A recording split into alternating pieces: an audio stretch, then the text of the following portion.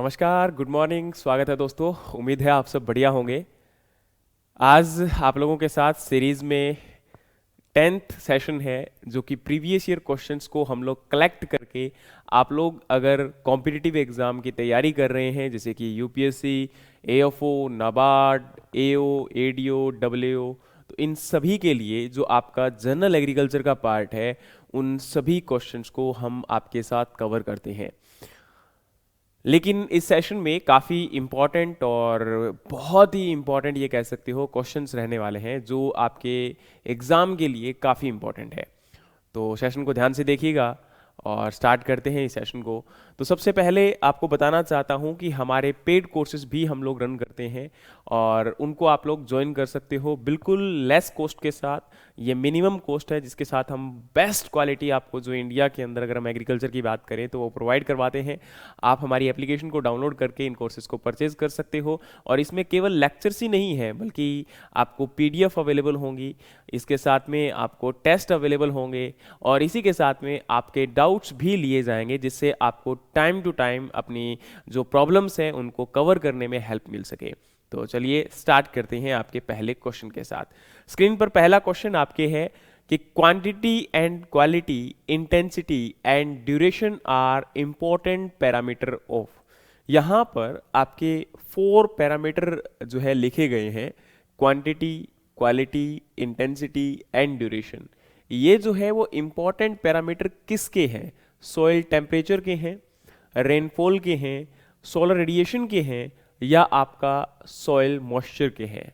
तो जब हम इंटेंसिटी की बात करते हैं तो शायद अब सबसे पहले क्वांटिटी की बात करते हैं।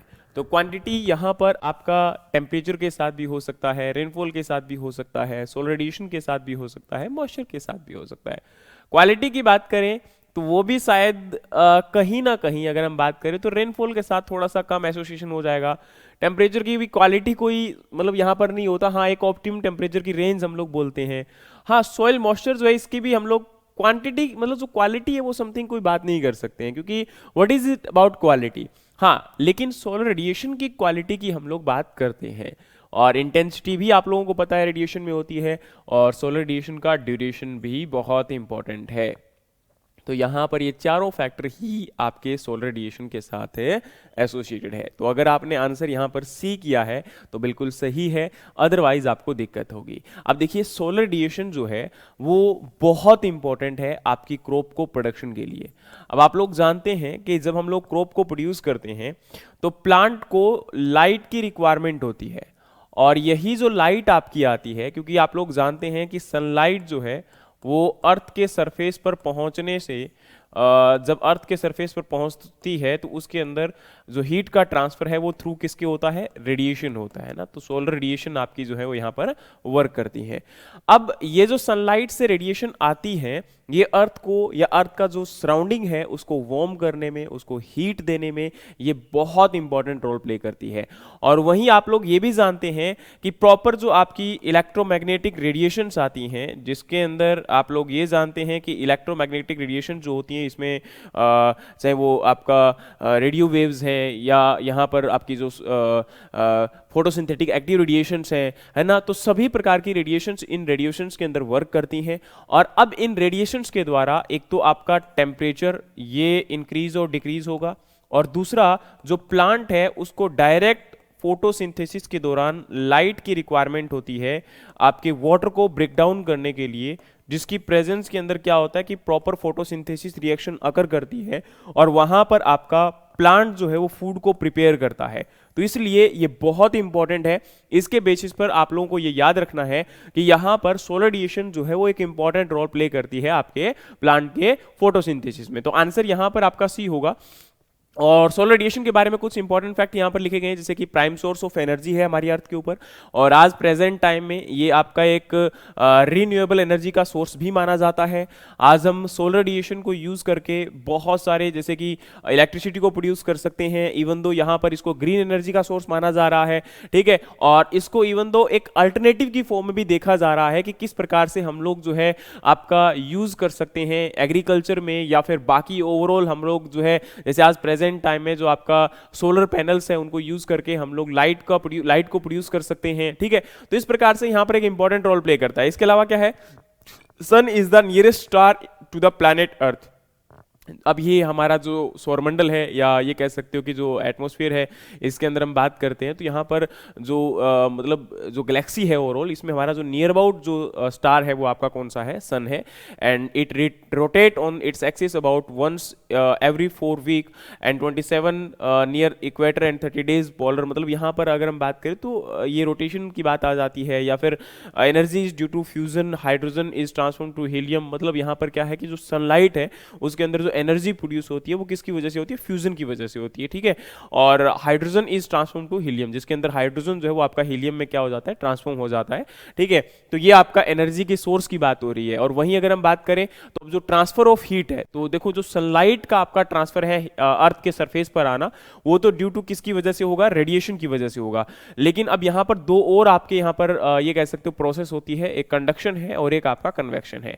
अब देखो कंडक्शन में क्या होता है, जैसे आप एक लोहे की रोड को एक साइड से गर्म करते हो तो जो हॉट एरिया होता है धीरे धीरे इस साइड में जो आपका कोल्ड एरिया है वो उसको भी हीट अप कर देता है। तो ये जो प्रोसेस होती है इसको हम लोग बोलते हैं कंडक्शन। और वहीं कन्वेक्शन क्या होता है, जैसे फॉर एग्जांपल आपका वाटर बॉइलिंग है तो उसके अंदर जो मॉलिक्यूल एक प्रकार से ट्रांसफर होकर और वहां पर जो आपका एक प्रकार से हीट ट्रांसफर हो रही है, उस केस में हम उसको कन्वेक्शन की फॉर्म में बोलते हैं, जैसे कि आपका boiling water in a beaker. तो यहां पर आपका ये कह सकते हो कि ये दोनों के अंदर कोई ना कोई मीडियम की आवश्यकता होती है हीट को ट्रांसफर करने के लिए, लेकिन रेडिएशन में किसी भी प्रकार के मीडियम की आवश्यकता नहीं होती है हीट को ट्रांसफर करने के लिए। जैसे कि सोलर रेडिएशन आपका यहां पर अर्थ के एटमॉस्फेयर के अंदर जो हीट है वो जनरेट कर रही है, या फिर टेम्परेचर आपका इंक्रीज हो रहा है, तो उस केस में यहां पर आपका कोई भी मटेरियल नहीं है, जैसे कि सॉलिड, लिक्विड या फिर आपका यहां पर गैसियस, ठीक है। लेकिन इसमें अगर हम बात करें तो डेफिनेटली आपका जो है एक मटेरियल की रिक्वायरमेंट होती है। और अब बारी आती है सोलर रेडिएशन की, तो मैं बता चुका हूं the flux of radiant energy from sun is known as solar radiation and heavenly bodies emit solar waves radiation near surface including the earth emit long wave radiation and radiation flux the amount of radiant energy emitted received transmitted across the particular area is called as radiant flux. मतलब यहां पर क्या है कि कोई भी एक surface area जो है वो आपका कितनी एनर्जी को इमिट करता है, कितनी रिसीव करता है, कितनी ट्रांसमिट करता है उस पर्टिकुलर एरिया के सराउंडिंग में, उसको हम लोग क्या बोलते हैं, रेडिएशन फ्लक्स बोलते हैं, ठीक है। और अब आपका अगला क्वेश्चन स्क्रीन पर है, क्वेश्चन को जरा ध्यान से पढ़िएगा और फिर आंसर करिएगा। क्वेश्चन है the science of identification and classification of earth surface feature using the electromagnetic radiation as a medium of interaction refers to. Question क्या पूछा गया है कि एक साइंस है जिसके अंदर हम आइडेंटिफिकेशन करते हैं या क्लासिफिकेशन करते हैं किसके अर्थ सरफेस के फीचर्स को, किसकी बदौलत, आपके इलेक्ट्रोमैग्नेटिक रेडिएशंस के साथ में या उसके द्वारा as a medium of interaction refers to. अब यहां पर इसको हम क्या बोलते हैं, ये वेदर फोरकास्टिंग होता है, रिमोट सेंसिंग होता है, ज्योग्राफिकल इंफॉर्मेशन सिस्टम होता है जिसको हम जीआईएस भी बोलते हैं, या ये आपका ग्लोबल पोजीशनिंग सिस्टम होता है। तो ये आपका जीआईएस है और यहां पर ये आपका जीपीएस है। तो अब आप लोग बताओ कि ये क्या होगा। अब अगर हम बात करें तो देखो जो यहां पर इलेक्ट्रोमैग्नेटिक रेडिएशंस है इसके अंदर क्या होता है कि आप जैसे फॉर एग्जांपल ये हमारा एक अर्थ सरफेस है और हम जो है दूर से ही, यानी कि आपका जैसे फॉर एग्जांपल आपकी यहाँ पर सैटेलाइट्स लगे हुए हैं, ये सैटेलाइट्स क्या करते हैं, जैसे यहाँ से जो आपकी हीट इमिट होती है, क्योंकि कोई भी ऑब्जेक्ट जो है वहाँ से एक हीट या रेडिएशन जो है वो इमिट होती है। अब ये रेडिएशंस आपकी लॉन्ग वेव हो सकती हैं, शॉर्ट वेव हो सकती हैं, वो अलग अलग आपके ऑब्जेक्ट्स के ऊपर डिपेंड करता है। अब ये जो रेडिएशंस इमिट होती है, ये रेडिएशन कितनी इमिट हो रही है, किस वेवलेंथ की है, इनके बेसिस पर आपकी इंफॉर्मेशंस को कलेक्ट किया जाता है, ठीक है। और उन्हीं इंफॉर्मेशंस के बेस पर ये डेटा कलेक्ट कर और यहां पर फर्दर जो है वो एक्शंस लिए जाते हैं। And this is on the basis of remote sensing, है ना। ये हमारी प्रोसेस क्या कहलाती है, आपकी रिमोट सेंसिंग कहलाती है। और इसी की बदौलत आज एग्रीकल्चर के अंदर रिमोट सेंसिंग का बहुत प्रकार से यूज किया जा रहा है। जैसे एग्जांपल के तौर पे हम ये कह सकते हैं कि ड्रॉट एरिया है, फ्लड एरिया है, वाटर प्लांट की रिक्वायरमेंट है, या फिर कोई और किसी प्रकार का हमें एक्शन लेना है, तो एग्रीकल्चर के अंदर आपका जो प्रिसीजन एग्रीकल्चर है उसमें रिमोट सेंसिंग एक बहुत इंपॉर्टेंट रोल प्ले कर रहा है। इवन दो जो हमारे ड्रोन्स वगैरह यूज किए जाते हैं इसमें भी रिमोट सेंसिंग का बहुत इंपॉर्टेंट रोल जो है वो आपका प्ले किया जा रहा है। तो इन चीजों को समझने की बहुत जरूरत है और आज के टाइम की नीड भी है। इस प्रकार के क्वेश्चंस आपके एग्जाम में बहुत मतलब ये कह सकते हो कि आराम से देखे जा सकते हैं, तो इनको आप लोग जरूर तैयार करिएगा। इन टॉपिक्स को मत भूलिएगा क्योंकि यहां से क्वेश्चन जो है वो इसी प्रकार के आ जाते हैं। अब जो रिमोट सेंसिंग है इसको यहां पर एक्सप्लेन किया गया है कि remote sensing refers to the science of identification and classification of earth surface feature using the electromagnetic radiation as a medium of interaction. ठीक है, यहां पर क्या है कि आपका अर्थ का जो है अर्थ को हमें आइडेंटिफाई करना है, अर्थ के ऊपर एक्टिविटीज जो हो रही है उनको आइडेंटिफाई करना है, उनको क्लासिफाई करना है और किसके बिहाफ पर, आपका इलेक्ट्रोमैग्नेटिक रेडिएशंस के बिहाफ पर, जो कि आपका एक मीडियम ऑफ इंटरेक्शन का काम करेगा अर्थ और उस सैटेलाइट के बीच में। ठीक है, अब अगर हम बात करें तो space borne remote sensing is fast emerging as a front running provider of information on the natural resources in a special format. मतलब यहां पर जो अर्थ के सरफेस पर जो नेचुरल रिसोर्सेज आपके लोकेटेड है इनके बारे में इंफॉर्मेशन देना। या फिर अगर हम बात करें तो this article briefly discuss the physical basis of remote sensing and how information is sorry for that. अब यहां अगर हम बात करें तो आपका जो रिमोट सेंसिंग है, रिमोट सेंसिंग की बात करते हैं तो इसमें मेनली ये होता है कि जो आपका जैसे एग्रीकल्चर की बात करते हैं तो एग्रीकल्चर में रिमोट सेंसिंग का कहां पर यूज है, तो ये आप लोग देख सकते हो agriculture land monitoring, crop area estimation and product forecast, and thereafter agriculture drought assessment and monitoring, horticulture crop area estimation and monitoring, crop system analysis, global crop production program, command area and water remote sensing monitoring, soil mapping monitoring, pest and disease detection and inland fisheries development। तो यहाँ पर आपके अलग अलग purpose जिनके लिए आपका agriculture में हम लोग रिमोट सेंसिंग को यूज कर सकते हैं। चलिए अब हम बात करते हैं आपके अगले क्वेश्चन की तरफ। अगला क्वेश्चन आपकी स्क्रीन पर है, जल्दी से आंसर करिए कि क्या होगा। क्वेश्चन है the process of destruction of soil aggregates. अब क्या हो रहा है, सॉइल के जो एग्रीगेट्स हैं उनको डिस्ट्रक्ट किया जा रहा है, उनको ब्रेक डाउन किया जा रहा है बाय द मैकेनिकल फोर्स। अब यहां पर मैकेनिकल फोर्स इसमें अप्लाई किया जाएगा किसके अंदर, सॉइल के ऊपर, with A moisture content exceeding the moisture equivalent. मतलब अब इसमें क्या होता है कि नॉर्मल मॉइस्चर के रिस्पेक्ट में आपका मॉइस्चर फील्ड में जो है वो क्या है, ज्यादा है। यानी कि एक प्रकार से वाटर लॉगिंग कंडीशन में हम लोग एक मैकेनिकल आपका एक्शन लेते हैं सॉइल के ऊपर और जिसके अंदर सॉइल के पार्टिकल्स को ब्रेक डाउन किया जाता है। ये प्रोसेस क्या होती है आप लोग बेहतरीन तरीके से जानते हैं, पर्डलिंग होगा, प्लोइंग होगा, मल्चिंग होगा या फिर इंटरकल्टिवेटिंग होगा। इंटरकल्टिवेटिंग एक प्रैक्टिस है जिसके अंदर हम लोग जो स्टैंडिंग क्रॉप होती है उसके इन बिटवीन जो ऑपरेशंस आपके परफॉर्म करते हैं that is called as intercultivation. Mulching एक प्रैक्टिस है जिसके अंदर आपकी सॉइल के सरफेस को हम लोग कवर करते हैं किसके द्वारा, आपके किसी भी एक मटेरियल के द्वारा। वो आपका प्लांट बेस्ड मटेरियल हो सकता है या सिंथेटिक मटेरियल हो सकता है जैसे कि प्लास्टिक सीड्स। लेकिन यहां पर मल्चिंग का मेन टारगेट होता है इवेपोट्रांसपिरेशन को रिड्यूस करना, बट इसमें किसी प्रकार से सॉइल पार्टिकल के साथ कोई एसोसिएशन नहीं है उसको ब्रेक डाउन करने के रिगार्डिंग। प्लोइंग की बात करें तो डेफिनेटली हम लोग प्लोइंग के अंदर एक टिलेज की प्रैक्टिस है जिसमें आपका डीप टिलेज की जाती है सॉइल के जो सब सरफेस लेयर है उनको ब्रेक डाउन करने के लिए, या फिर ये कह सकते हो सॉइल की डीपर लेयर को एक्सपोज करने के लिए और मिट्टी को पलटने के लिए हम लोग इसको यूज करते हैं। लेकिन यहां जो पडलिंग प्रैक्टिस है इसमें हमारी सॉइल के पार्टिकल्स को बहुत छोटे छोटे पार्टिकल्स में आपका ब्रेक किया जाता है। तो आंसर यहां पर बिल्कुल सही पडलिंग होगा और ये आप लोग जानते हैं जैसे हम राइस की ट्रांसप्लांटिंग करते हैं तो उस केस में पडलिंग का यूज बेहतरीन तरीके से किया जाता है। ठीक है, तो आपका पडलिंग जो है वो बहुत इंपॉर्टेंट रोल प्ले करता है किसके अंदर, जो आपकी राइस की हम लोग सोइंग करते हैं, राइस की ट्रांसप्लांटिंग करते हैं तो उसके पहले आपका पडलिंग किया जाता है।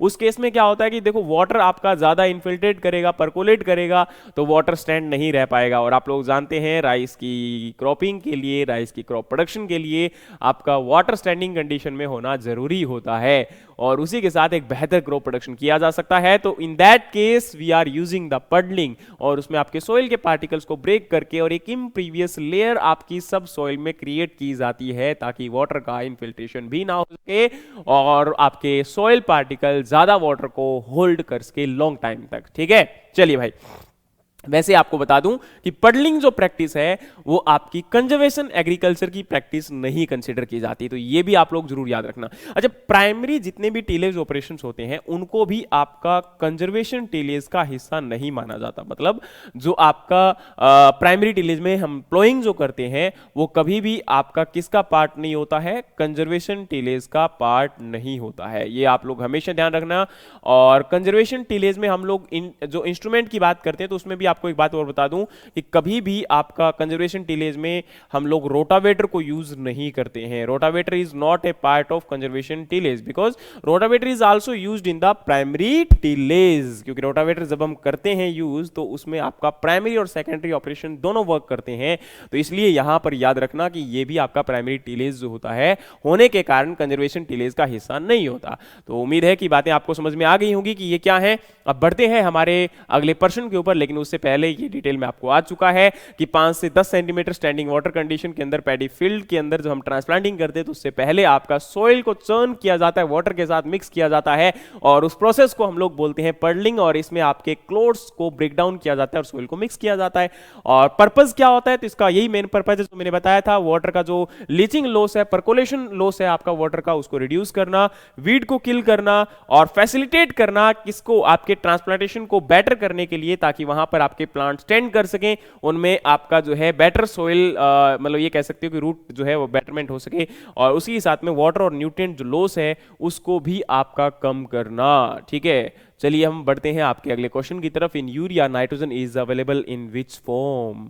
देखिए भाई, आपको पता है कि हर एक जो फर्टिलाइजर है उसके अंदर न्यूट्रिएंट का एक स्पेसिफिक फॉर्म पाया जाता है, और नाइट्रोजन जो है वो कई फॉर्म में देखने को मिलता है, जैसे कि amide form, nitrate form, ammoniacal form.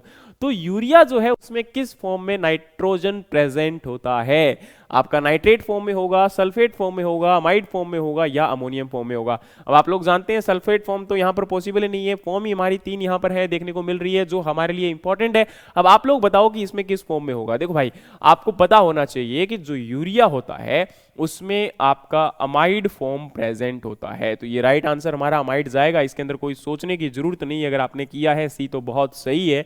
और अमोनिकल फॉर्म जो है वो इसमें प्रेजेंट नहीं होती, और 46% नाइट्रोजन जो है वो आपको देखने को मिलता है किसमें, यूरिया के अंदर। Got it. चलिए भाई, अच्छा आपको पता भी होगा मोस्ट यूज फर्टिलाइजर आज इंडिया के अंदर जो है वो आपका कौन सा है, यूरिया है। ठीक है, क्योंकि आप लोग जानते हैं। अच्छा, यूरिया की और नैनो यूरिया की एक बहुत बड़ी कहानी भी चल रही है अभी।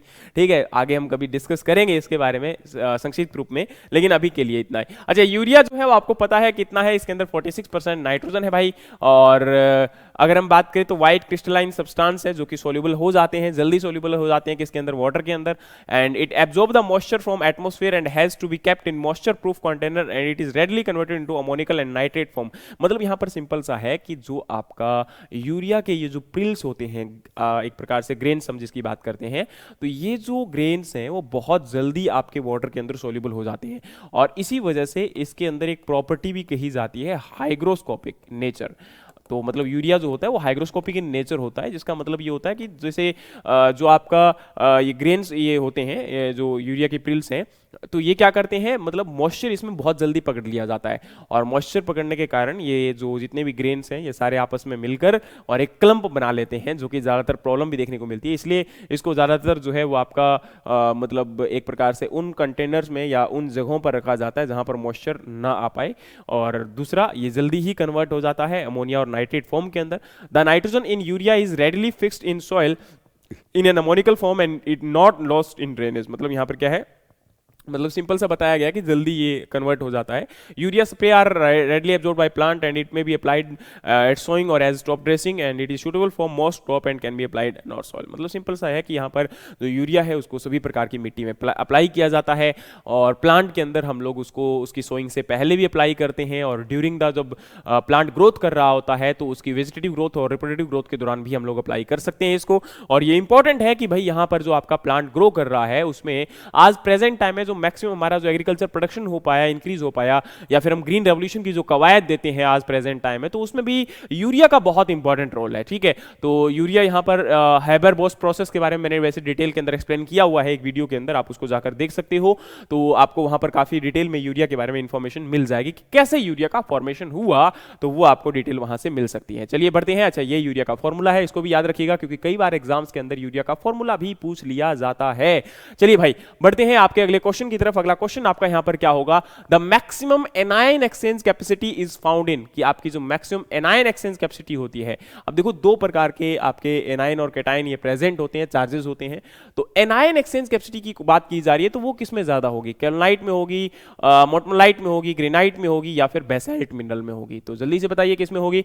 अच्छा, अब ये यहां पर आपको पता होगा केटायन जो होते हैं वो पॉजिटिव आयंस होते हैं और आपके एनायन जो होते हैं वो नेगेटिव आयंस होते हैं। तो ये आपके जो मिनरल्स होते हैं उसमें आपको पता है कि क्ले मिनरल 1:1 टाइप और 2:1 टाइप देखने को मिलते हैं। तो जिसके अंदर 1:1 टाइप जो मिनरल्स होते हैं उनमें आपकी एनायन एक्सचेंज कैपेसिटी ज्यादा होती है, और उसका एग्जांपल यहां पर परफेक्टली दिया गया कौन सा, केल्नाइट।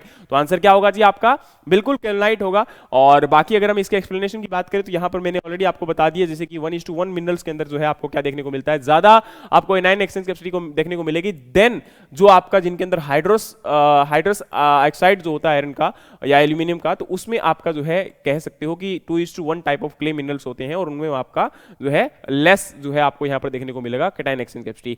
And near about clay mineral in the mortomolite group of expandable layer of silicate usually have the anion exchange capacity of less than 5 microequivalent in the 100 gram, and on the other land kaolite can have an anion exchange capacity as high as 43 जो है mega microequivalent in 100 gram as in at an acidic equilibrium pH of 4.7। तो यहाँ पर जो आपका acidic equilibrium है जो pH का वो कितना लिया जाता है, लगभग 4.7 के नियर। तो उस कंडीशन में जो है कितना यहाँ पर आपको देखने को मिलेगा एनायन एक्सचेंज कैपेसिटी, तो उसके बारे में आपको बताया गया है। ठीक है, नेक्स्ट हम बात करें तो कैस्टर बिलोंग टू फैमिली। तो कैस्टर इनमें से किस फैमिली से बिलोंग करता है, तो कैस्टर हमें पता है लेग्यूम फैमिली से तो बिलोंग करता नहीं है, क्रूसीफेरी का भी पार्ट नहीं है, कंपोजिट या एस्ट्रेसी का भी पार्ट नहीं है। आंसर आपका चला जाएगा यू फॉर बीएससी, और डेफिनेटली आपने भी यही किया है, तो आपका आंसर सही है, गलत नहीं है। चलिए भाई अगले क्वेश्चन के ऊपर बढ़ते हैं। अगला क्वेश्चन आपका है removal of wings from seed is called as.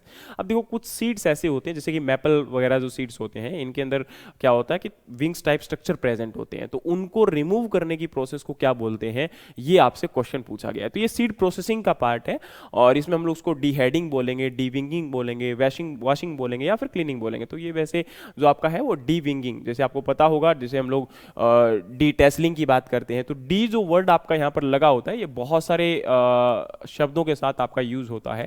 जैसे डीटेसलिंग हो गया या डी हॉर्निंग हो गया, है ना, ये हम एग्रीकल्चर और एलाइड एक्टिविटीज के अंदर काफी वर्ड है जो ऐसे यूज करते हैं। ठीक है, या डी नेवलिंग हो गया आपका, ठीक है, तो डी ट्रैशिंग हो गया। तो ये जो यहाँ पर वर्ड है इनमें देखोगे तो डी का मतलब यहाँ पर क्या मिलेगा, आपको रिमूव करना मिलेगा। ठीक है, और किसको रिमूव करना होता है, जो इसके आगे शब्द आपका लिखा होता है। जैसे टेसल को रिमूव करना है तो डी टेसलिंग हो गया, मेल जो फ्लावर होता है मेज में उसको रिमूव किया जाता है।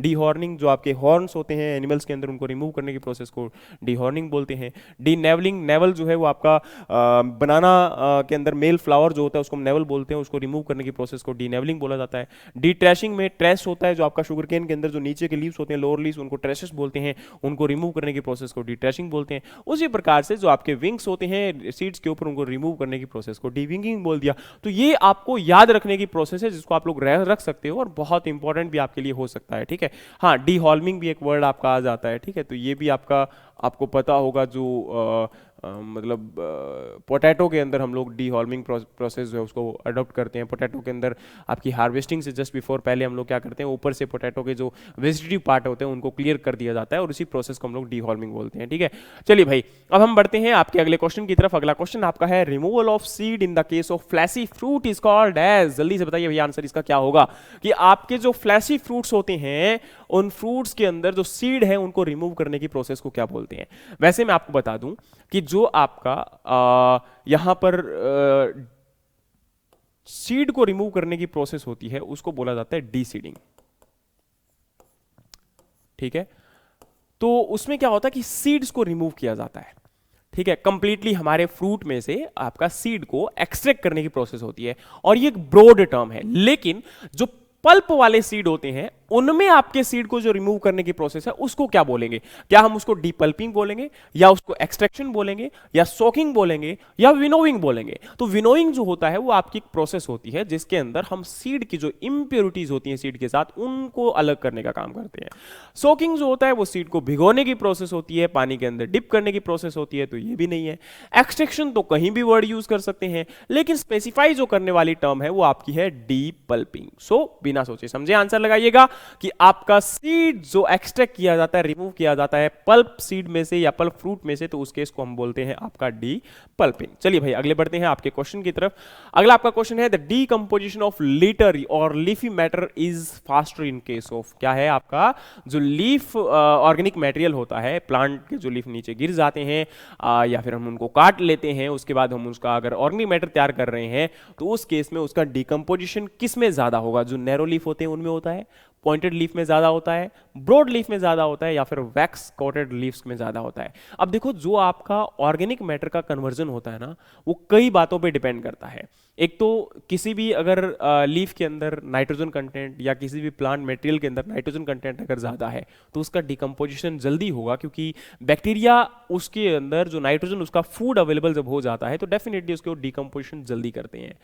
दूसरी बारी आती है आपकी सीएन रेशियो की, जहां पर सीएन रेशियो लो होगा वहां पर डिकम्पोजिशन आपका ज्यादा जल्दी होगा, फास्टर होगा। और वहीं अगर हम बात करें तो इसके अलावा जो लिग्निन कंटेंट होता है आपके लीफ के अंदर या प्लांट के अंदर वो जितना ज्यादा होगा उतना ही डिकम्पोजिशन स्लो होगा, यानी कि ये दोनों आपके एक प्रकार से रेसिप्रोकल होते हैं। इसी प्रकार से हमारा जो इन लीफ की अगर हम बात करें तो इनमें जो आपकी मोस्ट फेवरेबल कंडीशन जो अवेलेबल करवाता है आपकी डिकम्पोजिशन के लिए वो ब्रॉड लीफ अवेलेबल करवाता है, और इसीलिए यहां पर ये क्या है आपका सिंपलेस्ट होने के कारण ये जल्दी डिकम्पोज होगा। और ब्रॉड लीफ जो होते हैं जिनके अंदर और खासकर जो डेसिडियस आपके ट्रीज होते हैं उनमें आपको ज्यादा देखने को मिलती है ये चीज, ठीक है।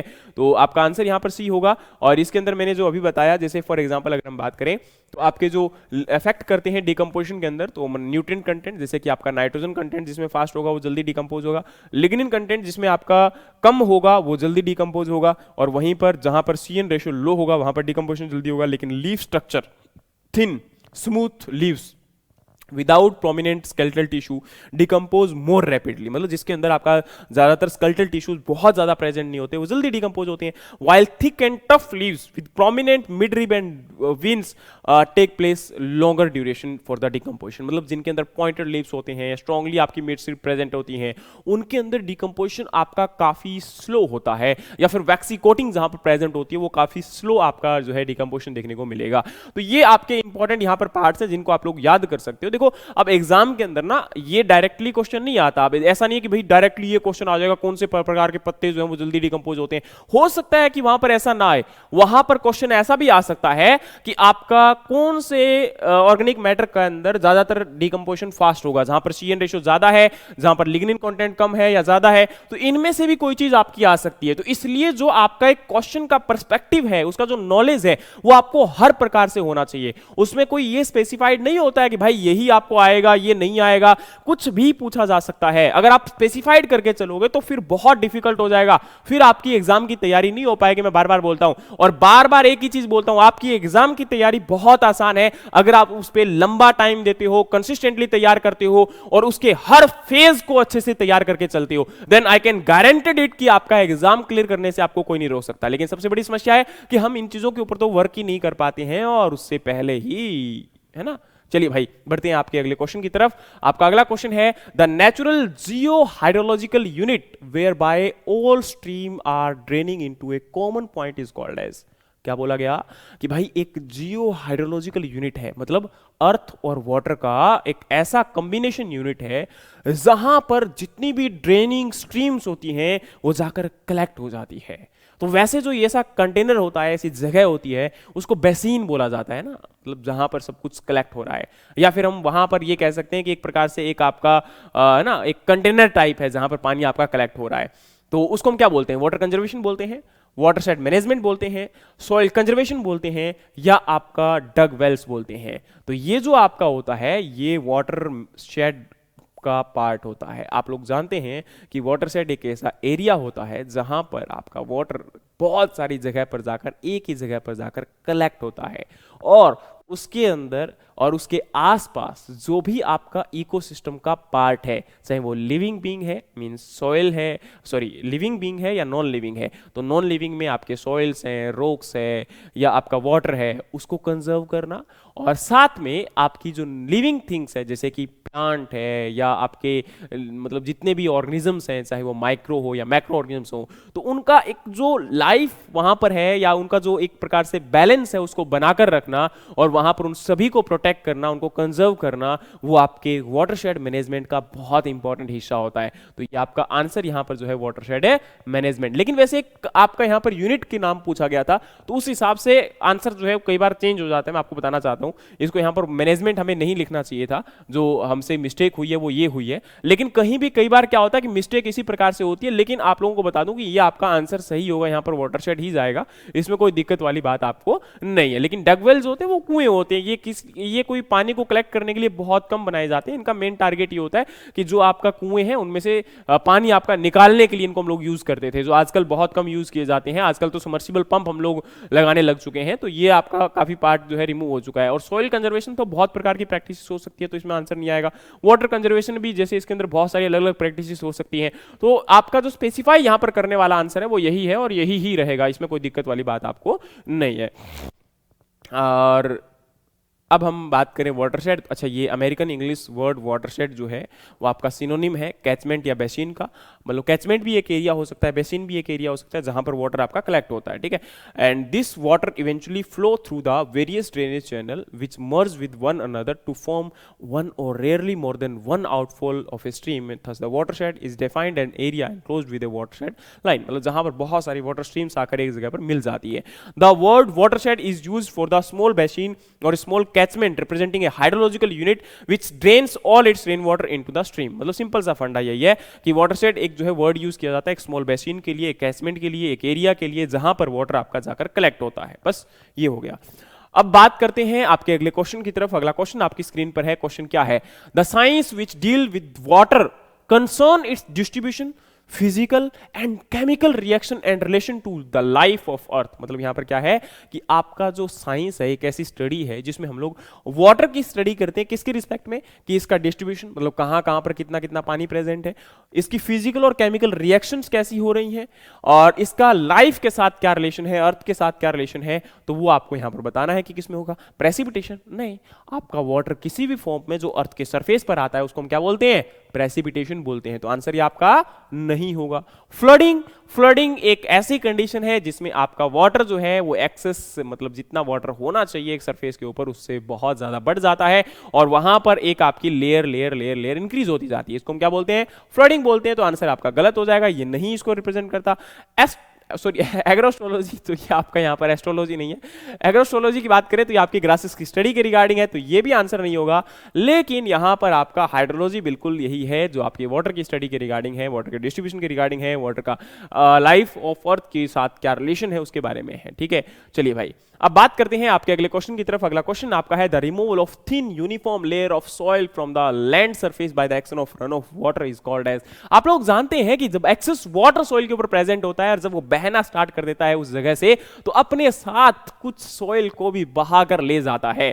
और जब बहाने की जो प्रोसेस होती है उसको हम सॉइल इरोजन के नाम से जानते हैं। और ये वाटर सॉइल इरोजन होता है, मतलब ऐसा इरोजन जो कि वाटर के द्वारा किया जाने वाला है। इसमें आपका एक प्रॉपर सीक्वेंस को हम लोग फॉलो कर सकते हैं। और इसमें पहला आपका टाइप ऑफ इरोजन होता है स्प्लैश, जिसमें क्या होता है, बारिश की बूंद आती है और आपका जो वाटर होता है सॉइल को इस प्रकार से ब्रेक करता हुआ चलता है, तो इसको हम बोलते हैं स्प्लैश इरोजन, जिसमें आपके वाटर जो पार्टिकल है, वाटर की रेन ड्रॉप है, वो सॉइल के पार्टिकल को ब्रेक कर देती है। एक प्रकार से ये कह सकते हो कि वो आपका लगातार कंटिन्यूअसली जब उसके ऊपर ड्रेन करती है तो सॉइल पार्टिकल्स टूट जाते हैं, ठीक है। और ये आपका स्प्लैश इरोजन होता है। उसके बाद वो आपका जो पार्टिकल है वो धीरे धीरे पानी के साथ बह के और सरफेस से रिमूव होना स्टार्ट हो जाते हैं और एक पूरी की पूरी लेयर सॉइल की बह के चली जाती है। और वही सॉइल की जो लेयर होती है, सरफेस सॉइल लेयर होती है, जिसमें मैक्सिमम न्यूट्रिएंट प्रेजेंट होते हैं। और ये न्यूट्रिएंट लॉस होने के कारण फार्मर को ज्यादा आपको यहां पर इनपुट फर्टिलाइजर की फॉर्म में अप्लाई करनी पड़ेगी और उस सोइल के अंदर न्यूट्रिएंट को रिकवर करने के लिए, और इसीलिए इसको फार्मर की डेथ भी कहा जाता है। इसमें सोइल का उतना ज्यादा इरोजन नहीं होता जितना कि आपका इसके बाद रील और गली या फिर रेवाइन में होता है, लेकिन इसमें क्या होता है कि आपकी जो सोइल के ऊपर जो सरफेस लेयर है वो रिमूव होने के कारण इसमें इनपुट को ज्यादा अप्लाई करनी पड़ती है और यहां पर न्यूट्रिएंट का मैक्सिमम लॉस हो रहा है, इसलिए इसको फार्मर की डेथ के से कंसीडर किया जाता है। और यही एक यूनिफॉर्म लेयर इसमें रिमूव होता है और आंसर भी यही आपका होगा। लेकिन इसके बाद आपकी जैसे कि प्रोजेक्शन, जैसे हम जो आपका एक प्रकार से उंगलियों की जो प्रोजेक्शन टाइप वहां पर स्ट्रक्चर बन जाते हैं वो आपके रील इरोजन होता है, उसी का डीप और ये कह सकते हो कि एक्सटेंसिव फॉर्म जो है वो हम लोग गली इरोजन बोलते हैं, और आपके रिवाइन इरोजन इसके बाद में, और नेक्स्ट आपका यहाँ पर जो है स्ट्रीम बैंक इरोजन या फिर लैंड स्लाइडिंग इरोजन, वो भी आपके यहाँ पर किसी न किसी प्रकार से वाटर के साथ ही एसोसिएटेड है। तो उम्मीद है कि ये चीजें आपको यहाँ पर समझ में आई होंगी और ये इरोजन के साथ एसोसिएटेड है, सॉइल के साथ एसोसिएटेड है। नेक्स्ट आपका, सॉरी अगला क्वेश्चन, वैसे आंसर आपको मिल गया, नॉट ए बिग डील, लेकिन क्वेश्चन क्या है जरा पढ़िएगा। The making of small depressions of about 10 to 15 centimetre depth around the vegetation before sowing of crop is called as. मतलब क्या है, क्वेश्चन ये पूछा गया है कि भाई आपके क्रॉप के सराउंडिंग्स में हम छोटी छोटी प्रोजेक्शंस आपकी बना देते हैं, प्रोजेक्शन मतलब रिजेस टाइप ऐसे बना दिया जाएगा, और उसको हम क्या बोलते हैं, तो ये आपका बंडिंग होता है या बेंच टेरेसिंग होता है, बेसिन लिस्टिंग होता है या ग्रेड बंडिंग होता है। तो ये आपका बेसिन लिस्टिंग होता है, मैं आपको दिखाता हूं कैसा होता है, ये देख सकते हो, शायद आपको नजर आ रहा होगा ना, मैंने इमेज थोड़ा सा यहाँ पर यूज किया है। अब इसमें आपका क्या छोटी छोटी प्रोजेक्शन बना दिया गया, इसमें क्या होगा कि जिससे आपका जो जहां पर थोड़ा सा स्लोप होता है वहां पर इस प्रकार से प्रोजेक्शन बनाने के कारण वाटर, एक तो इरोजन आपका जो उसका मूवमेंट है वो स्लो डाउन हो जाता है, वाटर कलेक्ट होना स्टार्ट हो जाता है और वाटर को इन्फिल्ट्रेट करने के लिए टाइम मिल जाता है, परकुलेट करने के लिए टाइम मिल जाता है, और इसीलिए आपके वाटर सोइल जो कंजर्व करने के लिए और एक प्रकार से वाटर को मैक्सिमम सॉइल के अंदर रिस्टोर करने के लिए इसको, इस टेक्निक को फॉलो यूज किया जा सकता है। ठीक है, अब बारी आती है अगले क्वेश्चन की। माफी चाहता हूं यार, ये थोड़ा सा मैं जो एनिमेशंस हैं वो नहीं यूज कर पाया और इस वजह से इसके अंदर जो है आपका आंसर्स आपको मिल रहे हैं, लेकिन कोई दिक्कत नहीं है, आप क्वेश्चन को पढ़िए। The weed which normally start and complete their life cycle on the land are called as. तो जो नॉर्मली आपके यहाँ पर लैंड के ऊपर ही ग्रो होते हैं और वहीं पर आपका मतलब ये एक्वेटिक वीड नहीं होते हैं, इसलिए हम इनको क्या बोलते हैं, टेरेस्ट्रियल वीड भी बोलते हैं। ठीक है, और वहीं पर अगर हम पैरासिटिक वीड की बात करें तो ये क्या होते हैं, ये ऐसे वीड होते हैं जो किसी दूसरे प्लांट के ऊपर ग्रो करते हैं। ठीक है, तो terrestrial weeds are those weed that grow on the land and complete their life cycle in soil and competing with crop in nutrient, water and sunlight. ठीक है, तो एग्जांपल जैसे कि चाहे जो भी है, पार्थेनियम हिस्टेरोफोरेसी, एक्नोक्लोक्लुस्कुली है, या जितने भी फील्ड के अंदर ग्रो होने वाले आपके वीड्स होते हैं सारे के सारे इसी में आएंगे। ठीक है, अब बारी आती है पैरासिटिक वीड की, तो ये किसी दूसरे प्लांट के ऊपर ग्रो करते हैं, उसी के ऊपर अपना पूरी लाइफ को स्पेंड कर देते हैं, लेकिन डिपेंड करता है। तो यहां पर आपका क्या है कि इनको हम 4 कैटेगरी में डिवाइड करते हैं। तो पहला आपका है टोटल रूट पैरासिटिक वीड, जिसका एग्जांपल है ओरोबंकी, जो कि आपके टोबैको की क्रॉप के ऊपर सर्वाइव करता है, इसका एग्जांपल आप लोग याद कर सकते हो। पार्शियल रूट पैरासिटिक वीड है स्ट्रीगा, जो कि आपका शुगर केन या सोरगम के ऊपर ग्रो करता है, और टोटल स्टेम पैरासिटिक वीड है जो कि आपका कस्क्यूटा है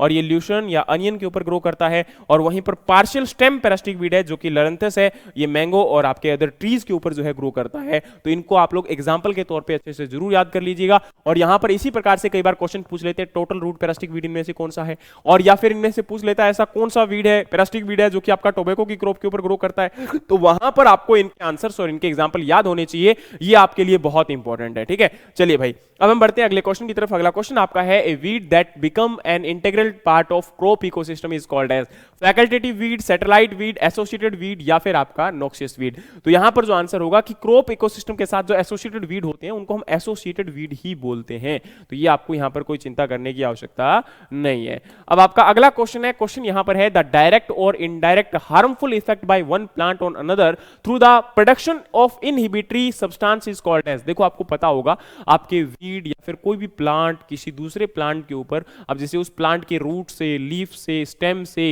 या किसी भी पार्ट से कोई एक ऐसा केमिकल प्रोड्यूस होता है जो कि दूसरे पौधे के लिए जो उसके साथ में ग्रो कर रहा है वो आपका अलग स्पीसीज है या उसी रिलेटेड स्पीसीज से बिलोंग करता है, उसके ऊपर अगर कोई नेगेटिव इंपैक्ट अगर होता है तो उसको हम लोग क्या बोलते हैं, तो उस इफेक्ट को बोला जाता है एलिलोपैथिक इफेक्ट। समझ में आ गया। और यहां पर जो एलिलोपैथी उस प्रोसेस को हम लोग बोलेंगे, ये आपका कंपटीशन नहीं होता, ये स्टिमुलेशन नहीं होता, ये आपका इंटरेक्शन नहीं होता। हाँ, एक प्रकार से ये कह सकते हो कंपटीशन के पार्ट हमारा हम कह सकते हैं, लेकिन नॉर्मली ये जो प्रोसेस आपकी होती है वो एलिलोपैथी आपका इफेक्ट होता है। अब अगर हम बात करें तो ये आपका एलिलोपैथी में क्या होता है, कोई भी डेट्रीमेंटल इफेक्ट जो मैंने बताया आपको वही होता है, ठीक है। और ये आप लोग यहां पर ये कह सकते हो कि कोई भी जैसे केमिकल जो होते हैं एलिलोकेमिकल्स, वो अलग अलग प्रकार के हो सकते हैं जो कि आपके दूसरे प्लांट के मेटाबॉलिज्म प्रोसेस के साथ इफेक्ट करेंगे। और यहां अगर हम बात करें तो ये अच्छा उसकी जर्मिनेशन, ग्रोथ, किसी भी स्टेज के दौरान उसको इफेक्ट कर सकते हैं, ठीक है। और अब अगर हम बात करें तो आपका जैसे एलिलोपैथी इफेक्ट जो है, एग्जांपल यहां पर आपका क्रॉप प्लांट का वीड के ऊपर लिया गया है, जैसे कि मेज की जो रूट है उसमें से जो एग्जीक्यूट होने वाला केमिकल होता है वो चिनोपोडियम एल्बम की ग्रोथ को इनहिबिट कर सकता है। वहीं अगर हम कोल्ड वाटर जो आपका वीट से एक्सट्रैक्ट होता है, वीट स्ट्रो से, वो आपका यहां पर एवल्यूटिन जो स्पीसीज वीड है उनको यहां पर ग्रो करने में या फिर उनकी जो जर्मिनेशन है उसको रिडक्शन कर सकता है। और वहीं पर वीड के ऊपर क्या इफेक्ट हो सकता है, तो हाँ हो सकता है, जैसे कि आपका अगर हम बात करें तो लीफ लीचेट जो होता है उसका एक्सट्रैक्शन यहां पर अगर हम बात करें तो जो उसके पत्ते होते हैं वो सड़ने के बाद आपके पॉलीगोनम उसके अंदर जो है आपका ये कह सकते हो प्रेजेंट रहता है, या जो फ्लोरोडोनम प्रेजेंट होते हैं तो उनके अंदर जो फ्लेनोइड्स प्रेजेंट होते हैं तो वो आपके टॉक्सिक होते हैं, किसके लिए, एमरैंथस स्पीसीज के लिए। और वहीं अगर हम बात करें तो आपके सोरगम जो हेल्पेंस होता है ये आपका डिजिटेरिया और अमेरंथस स्पीसीज के ग्रोथ या जर्मिनेशन को इफेक्ट कर सकते हैं, ठीक है। अब बारी आती है अगले क्वेश्चन की तरफ। अगला क्वेश्चन आपका है द लिविंग ऑर्गेनिज्म या bio agent used to limit the infestation of parthenium hysterophorus. तो इनमें से कौन सा ऐसा लिविंग ऑर्गेनिज्म है जो कि पार्थेनियम हिस्टेरोफोरस के इन्फेस्टेशन को रिड्यूस कर सकता है। मतलब सिंपल सी बात है, आपका बायो कंट्रोल या बायो वीड कंट्रोल पूछा जा रहा है, किसके लिए, पार्थेनियम हिस्टेरोफोरस यानी कि कांग्रेस ग्रास को कंट्रोल करने के लिए। और आप लोग जानते हैं उसके लिए एक बीटल यूज की जाती है और ये बीटल का नाम है जाइगोग्रामा बाइकोलराटा। तो आंसर सी बिल्कुल सही होगा। अब हम बात करते हैं अगले क्वेश्चन की तरफ। अगला क्वेश्चन आपका है Lucknow 49 is a variety of. Lucknow 49 किसकी वेराइटी है, जल्दी से बताओ भाई। ये मैंगो की है, गुआवा की है, आंवला की है या बेर की है। तो बेहतरीन जानते हैं आप लोग, लखनऊ 49 किसकी वेराइटी है, GUAVA, गुआवा है ना, सॉरी क्रॉस नहीं होना चाहिए, ये राइट आंसर जाएगा क्या आपका, गुआवा। ठीक है भाई, इसको हम लखनऊ 49 और ये आपकी एक प्रोलिफिक बीरर वेराइटी है और greenish yellow with milky white sweet pulp इसका होता है, रफ सरफेस होता है, shell is very thick and contains very soft few seed in inner portion of pulp since the number of seed is less keeping quality is medium and it is very popular in Maharashtra and Andhra Pradesh and it is suitable for the table purpose and yield about the 25 tonne per hectare. तो ये यहां पर आपका लखनऊ 49। तो अगला आपका question है growing of 2 और more crop on the same field per year where the succeeding crop is planted after the preceding crop has been harvested। मतलब क्या है, एक आपका 2 या 2 से ज्यादा क्रॉप को ग्रो करवाया जा रहा है एक फील्ड के ऊपर और उसमें भी क्या बोला जा रहा है कि पहली क्रॉप को हम पहले हार्वेस्ट करेंगे फिर दूसरी क्रॉप की सोइंग करेंगे। तो ये किस प्रकार का सिस्टम है, मल्टी क्रॉपिंग सिस्टम है। भाई मल्टी क्रॉपिंग में तो आपका पैरेलल भी आ जाएगा, सीक्वेंशियल भी आ जाएगा। पैरेलल का मतलब क्या होता है, जब एक ही टाइम पर आप 2 या 2 से अलग अलग क्रॉप को, ज्यादा क्रॉप को ग्रो करवा सकते हो एक फील्ड में, वो हमारा क्या होता है, मल्टीपल क्रॉपिंग का एग्जांपल होता है। रिले क्रॉपिंग भी आपका यहां पर पैरेलल क्रॉपिंग का ही एग्जांपल माना जाता है। सीक्वेंशियल क्रॉपिंग या रेटून क्रॉपिंग, रेटून क्रॉपिंग भी आपकी इसी प्रकार से सीक्वेंशियल का एग्जांपल होता है, लेकिन ये सीक्वेंशियल यहां पर मेन क्रॉपिंग का एग्जांपल है जो कि इसको रिप्रेजेंट सही कर रहा है, क्योंकि सीक्वेंशियल का भी रेटून एग्जांपल है। तो यहां पर सीक्वेंस क्रॉपिंग या रेटून क्रॉपिंग दोनों ही सीक्वेंशियल क्रॉपिंग का ही एक क्या होता है, एग्जांपल होता है। तो मेन रिप्रेजेंटेशन यहां पर कौन दे रहा है, सीक्वेंशियल क्रॉपिंग। तो आंसर क्या होगा जी आपका, सी होगा। ठीक है, चलिए भाई, तो ये हमारे आज के कुछ क्वेश्चंस थे जो उम्मीद है कि आपको हेल्प करेंगे और ऐसे ही क्वेश्चंस जो कि हम इफेक्टिव सेशंस के साथ आपको लेकर आते रहते हैं, इनको आप लोग देखते रहिए, पढ़ते रहिए, मेहनत करते रहिए। जहां आपको लगता है कि किसी प्रकार की आवश्यकता है हमारी हेल्प की, वहां आप हमें बताइए, हम डेफिनेटली आपकी हेल्प करेंगे। लेकिन सबसे ज़्यादा इंपॉर्टेंट है बच्चों कि मेहनत करो, कंसिस्टेंटली मेहनत करो, कॉन्टिन्यूसली मेहनत करो। अगर आप कंसिस्टेंट रहते हो अपने काम में, चाहे आप रोज़ 2 घंटा 4 घंटा ही पढ़ रहे हो, मैं ये वायदा कर सकता हूं कि अगले 6 महीने के अंदर आपको सक्सेस पक्का मिल जाएगी। पर आप 2 घंटे 4 घंटे 6 घंटे भी अगर मेहनत करते हो तो उस दौरान आपको किसी प्रकार से कोई डिस्ट्रैक्ट नहीं करना चाहिए। मतलब अगर आप 2 घंटे पढ़ने बैठ गए हो तो फिर 2 घंटे के दौरान आपको यह नहीं पता होना चाहिए कि आपके व्हाट्सएप में क्या आ रहा है, आपके टेलीग्राम में क्या आ रहा है, आपके इंस्टाग्राम में क्या आ रहा है, आपका आसपास में जो लोग हैं वो क्या कर रहे हैं। That is none of your business. You have to be focused. It is not necessary that you have to give your 2 hours for consistently और continuously. You can give this 2 to 4 hour. अगर आप लोग आधे घंटे घंटे या 40 minute के अलग अलग सेशंस बनाकर आप 3-4 बार दिन में पढ़ लेते हो तो वो मोर देन सफिशिएंट है। आप एंजॉय करिए, आपकी लाइफ एंजॉयमेंट के लिए है, कोई इशू नहीं है, क्योंकि एंजॉयमेंट भी हमें अभी ही करना है, ये हमें कोई बाद में जाकर नहीं करना है। मैं आपको कोई ऐसी बात नहीं बोलूंगा कि आप जो है 10वीं पास कर लो जिंदगी आसान है, 12वीं पास कर लो जिंदगी आसान है। भाई जिंदगी आसान नहीं है, जिंदगी जब तक हम आसान मानेंगे नहीं ना तब तक नहीं आसान है। ये जो क्योट्स हम लोग रोज पढ़ते हैं ना नए नए, चाहे हम लोग किसी भी प्रकार के किसी भी महान व्यक्ति की क्योट को पढ़ते हैं, वो हमें इंस्पिरेशन देने के लिए जरूर होते हैं, लेकिन जब तक हम अपने आप को लेकर सीरियस नहीं होंगे और जब तक हम अपना काम स्टार्ट नहीं कर देंगे तब तक चाहे तुम कुछ भी कर लो, हमारा कोई भी बेनिफिट यहां पर नहीं होने वाला। हम किसी भी प्रकार से सक्सेस को ग्रैब नहीं कर सकते हैं, ठीक है। तो इस बात को समझना बहुत जरूरी है।